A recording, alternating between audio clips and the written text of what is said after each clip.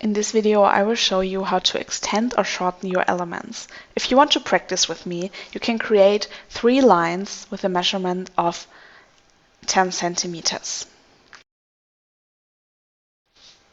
Let's change to the menu Modify, Element Shape. The function I want to show you is called Extend. Move your cursor to the end or the start of the element you want to extend and press the spacebar to type in the value for your measurement. If you use a positive value, the line will be extended, and if you use a negative value, the line will be shortened. So I will extend the line at the end point with 2 centimeters. I'll press A to see everything again. As you can see, the system only modified the point I selected. So with the second line, I will show you the same on the other side.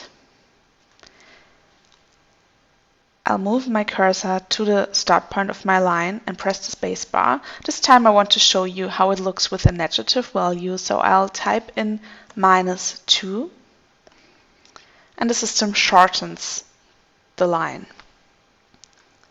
So the first line was with the end point, second line with the start point, and with the third line I will show you what happens if I just place my cursor somewhere on the line. So for example here.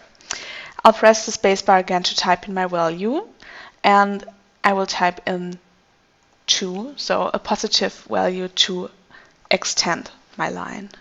Confirm with OK, and as you can see, the system extended the line on both sides.